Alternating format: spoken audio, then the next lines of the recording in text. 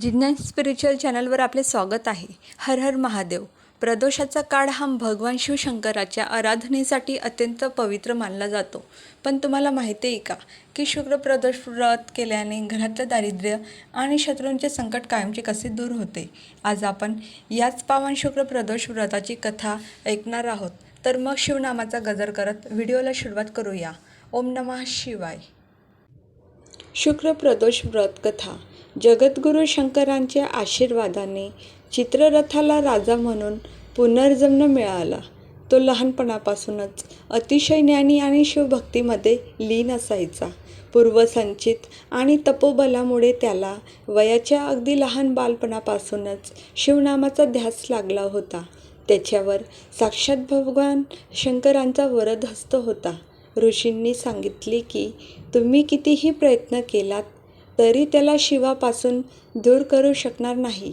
माझे तुम्हा सर्वांना असे सांगणे आहे की तुम्ही या शुक्र प्रदोष व्रताचे मनोभावे आचरण करा. यामुळे तुम्हाला तुमच्या सर्व शत्रूंवर विजय मिळवणे सहज शक्य होईल. ऋषींचे हे हितवचन ऐकून तिथल्या सर्व लोकांना मनापासून आनंद वाटला. त्यांनी पूर्ण श्रद्धेने आणि निष्ठेने शुक्र प्रदोष व्रताचे नियम पाळले.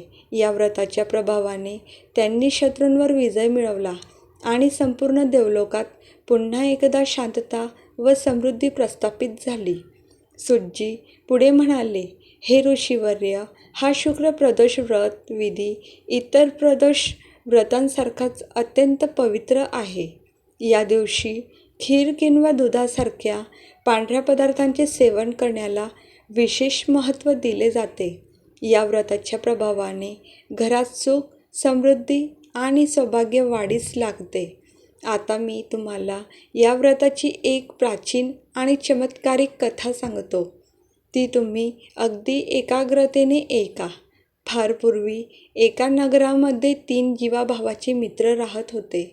त्यापैकी एक राजकुमार, दुसरा ब्राह्मणपुत्र आणि तिसरा एका श्रीमंत धनिकाचा पुत्र होता. ते तिघेही एकमेकांचे खूप चांगले मित्र होते. राजकुमार आणि ब्राह्मणपुत्र यांचे लग्न झाले होते आणि त्यांच्या पत्न्या सासरी नांदायला आल्या होत्या.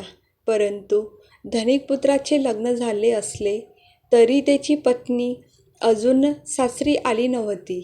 ती तिच्या माहेरीच राहत होती. एक दिवस ते तिन्ही मित्र एकत्र बसून गप्पा मारत होते. गप्पांच्या ओघात स्त्रियांचा आणि संसाराचा विषय निघाला.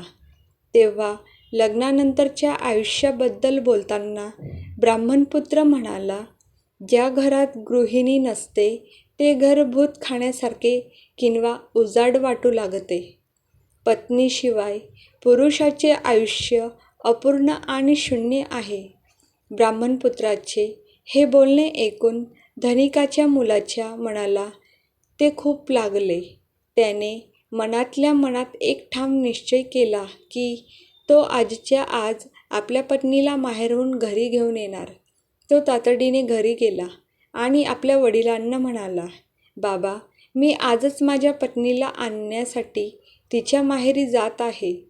त्यावर त्याचे वडील त्याला समजावत म्हणाले, बेटा, सध्या शुक्राचा तारा मावळला आहे.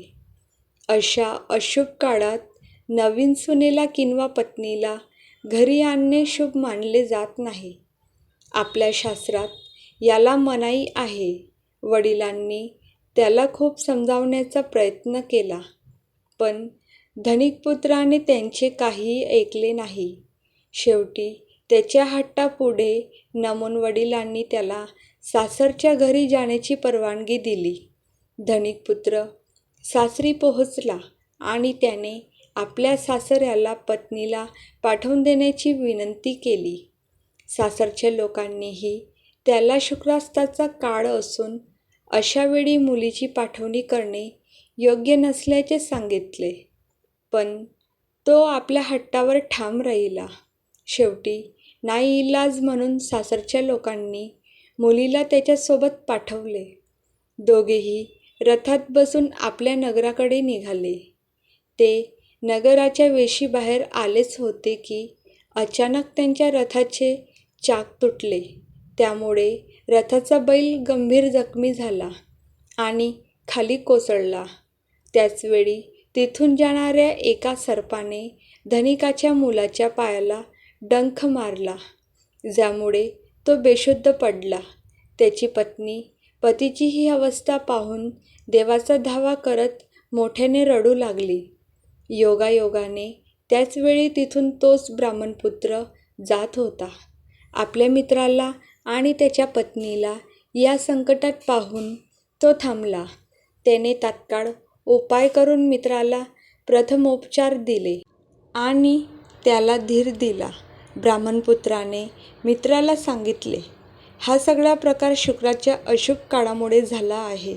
तुम्ही दोघांनीही त्वरित भगवान शंकराची आराधना करून शुक्रप्रदोष व्रत केले पाहिजे, तरच तुमची या संकटातून सुटका होईल. मित्राचा हा मोलाचा सल्ला मानून धनिकपुत्राने आणि त्याच्या पत्नीने मनोभावे शुक्रप्रदोष व्रताचे नियम पाळले. भगवान शंकराच्या कृपेने धनिकपुत्र पूर्णपणे बरा झाला आणि त्याच्यावरील सर्व संकटे टळली. त्यानंतर ते दोघेही सुखरूप आपल्या घरी पोहोचले.